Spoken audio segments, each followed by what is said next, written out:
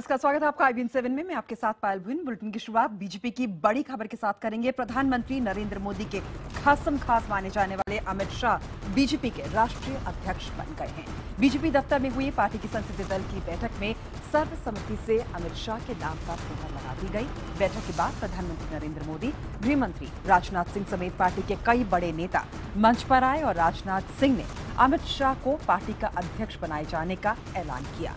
राजनाथ सिंह ने कहा कि शाह की अगुवाई में पार्टी और तरक्की करेगी।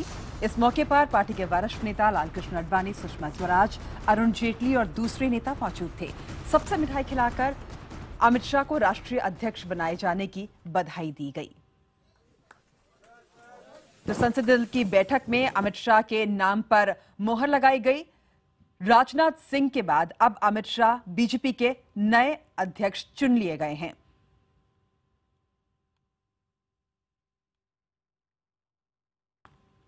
प्रधानमंत्री नरेंद्र मोदी के खास माने जाते हैं अमित शाह की भूमिका उत्तर प्रदेश के लोकसभा में जो उत्तर प्रदेश के चुनाव हुए उसमें काफी अहम भूमिका निभाई। प्रभारी थे वहां पे। 80 सीटों में से 73 सीट भाजपा जीतकर लाई। इस बार उत्तर प्रदेश थे। हमारे साथ हमारे संवाददाता विक्रांत यादव फोन लाइन पे जुड़ चुके हैं। विक्रांत, अमित शाह को चुन लिया गया है अब बीजेपी का अध्यक्ष। अब अमित शाह के सामने आगे क्या चुनौतियां हैं? देखिए, अमित शाह जिस तरह से सामने आए हैं, जिस तरीके से उन्होंने पहले अपने आप को एक तरह से कहा जाए कि संगठन शक्ति जो उनकी थी उसे साबित करके दिखाया और उत्तर प्रदेश जैसे राज्य की उन्हें उस समय दिया गया था कार्यभार जब पार्टी एकदम मृतप्राय थे यूपी में, और ये कहा जाता था कि उत्तर प्रदेश में पार्टी का जनाधार नहीं है और पार्टी को अगर केंद्र की सत्ता तक पहुंचना है तो उत्तर प्रदेश जीतना पड़ेगा। उस समय बेहद मुश्किल समय था और अमित शाह का जब नाम सामने आया था और उन्हें प्रभारी बनाया गया था तब पार्टी के अंदर भी कुछ लोगों ने सवाल उठाए थे, लेकिन उन सभी को गलत साबित करते हुए अमित शाह ने पार्टी को बेहतरीन वहां पर जीत दिलवाई। 80 में 71 सीटों पर जीत दिलवाई और 2 सीटें सहयोगी पार्टी लेकर के गई। तो एक तरह से 73 सीटें एनडीए के गठबंधन को वहां पर मिली थी, जो शायद यूपी के इतिहास में सबसे ज्यादा सीटें पार्टी को मिली थी। और उसके बाद से ही लगातार ये कयास लगाया जा रहा था कि अमित शाह की जो संगठन शक्ति है, जिस तरीके का उनका काम करने का तरीका है, उसका फायदा पार्टी को देश भर में उठाना चाहिए। और आज वो औपचारिकता एक तरह से पूरी हो गई जब उनके नाम की घोषणा कर दी गई और राजनाथ सिंह ने बाकायदा ये बताया कि सर्वसम्मति से पार्लियामेंट्री बोर्ड ने उन्हें अपना नया अध्यक्ष पार्टी का चुना है। जी विक्रांत, और आने वाले विधानसभा चुनावों में भी अमित शाह का जो रोल रहेगा वो किस तरीके से देखते हैं आप?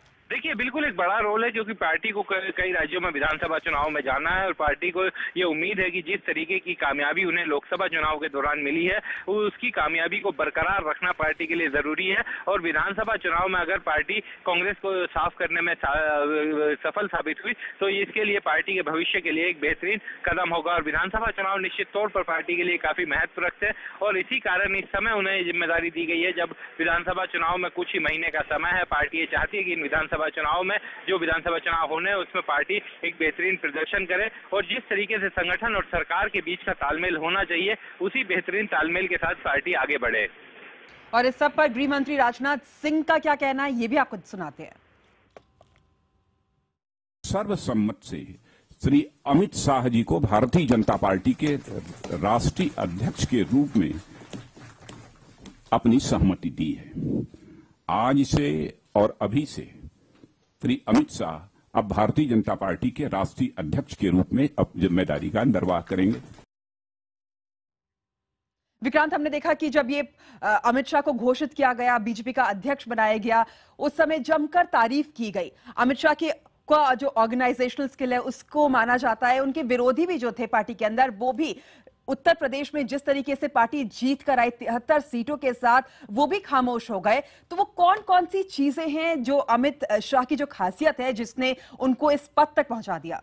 देखिए, अमित शाह की कई संगठन की उनकी जो शक्ति है, जो जिस तरीके की काबिलियत है सबको साथ लेकर चलने की, वो उन्होंने उत्तर प्रदेश के चुनाव नतीजों के दौरान साबित किया। और उत्तर प्रदेश जिसे ऐसी चुनावी भूमि कहा जाता था जहां पर कई तरह की पार्टियां, जो रीजनल पार्टी थी, उनका एक बड़ा महत्व था, लेकिन उनको एक तरह से पूरी तरीके से साफ कर देना। बसपा का वहां पर खाता नहीं खुला। समाजवादी पार्टी केवल परिवार की सीटों तक ही सीमित रह गई। कांग्रेस जैसी पार्टी केवल परिवार की सीटों तक सीमित रह गई। सिर्फ सोनिया गांधी और राहुल गांधी वहां से जीत सके। तो माफ कीजिएगा, राहुल गांधी और सोनिया गांधी केवल वहां से जीत सके। इन सब चीजों को देखते हुए पार्टी ने उनका जो कद था वो अपने आप बढ़ा था और उन्होंने अपने विरोधियों को अपने आप शांत करा दिया था। दूसरी बड़ी बात, जिस समय प्रधानमंत्री नरेंद्र मोदी कहां से चुनाव लड़े इस बारे में चर्चा चल रही थी, तब अमित शाह ने ये कहा था कि आपको बनारस से चुनाव लड़ना चाहिए, जिसका फायदा पूरे देश में मिलेगा। और वो फैसला भी एकदम सही साबित हुआ जब अमित शाह जब हमने देखा कि जिस तरीके से प्रधानमंत्री नरेंद्र मोदी बनारस में लड़े, उसका पूरा फायदा पार्टी को चारों तरफ देखने को मिला और एक बड़ी जीत पार्टी को कामयाबी हासिल हुई। तो ये सब चीजें थी जिनके कारण अब पार्टी ने फैसला लिया और जल्दी ही पार्टी को फैसला लेना था, लिहाजा ये फैसला करके और अब कार्यकर्ताओं के लिए भी खोल दिया गया। कुछ देर बाद बीजेपी कार्यालय दफ्तर में कार्यकर्ता भारी संख्या में जुटने लगे, यहाँ पर ढोल नगाड़े भी बजने लगे। तो जाहिर बात है बीजेपी के लिए एक बड़ा दिन है। जी विक्रांत, बहुत बहुत धन्यवाद हमारे साथ जुड़ने के लिए और तमाम जानकारी देने के लिए। तो यूपी के जो नतीजा इस लोकसभा चुनाव में, उसके बाद पार्टी ने अमित शाह को ये इनाम दिया है।